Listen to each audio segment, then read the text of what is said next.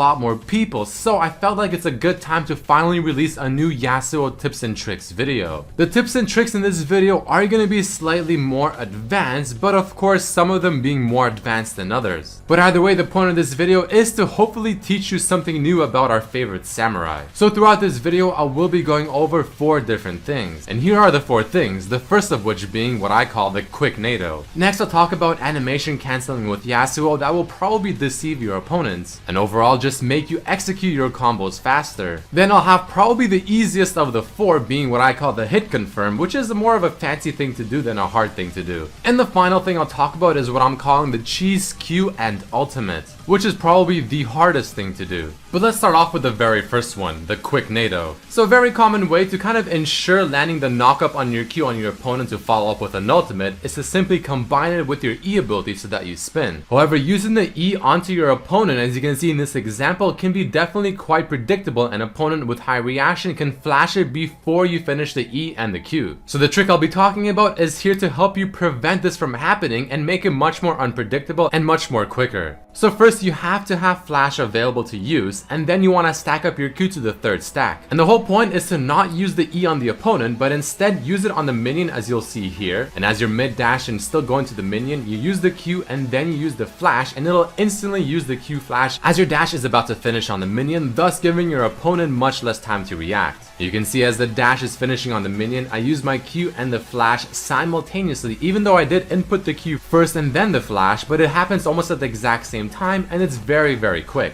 So definitely remember to use this to catch your opponents off guard.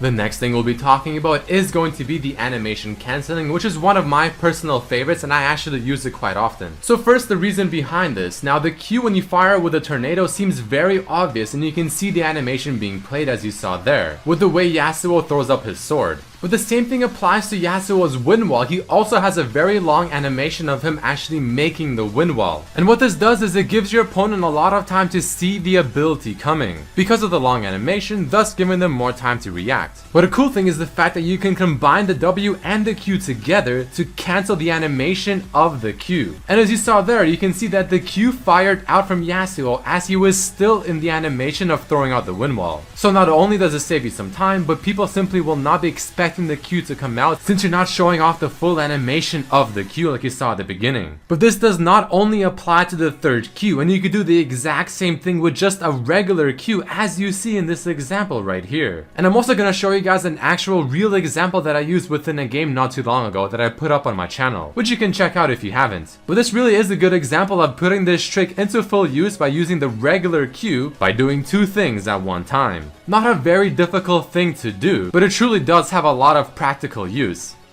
For tip and trick number 3, we have the hit confirm into the ultimate. Another one of my personal favorites because I really think it looks super stylish. But it is quite self-explanatory. You blindly throw a tornado, and if it hits, you put the ward over and then you use your ultimate. But there's a specific reason why I call it the hit confirm. Because you first have to wait and listen for the sound of your Q hitting, and if you hear it, then you put the ward over, get the vision of them being in the air, and then follow up with your ultimate. So we're gonna take a look at that once again so you guys know exactly what sound I'm talking about. Again, the point of this is to throw the Q when you don't have vision of your enemy. And after you hear that sound of the Q finally hitting the target even through the fog, you put the ward over and then pop your ultimate, and I think it looks pretty cool.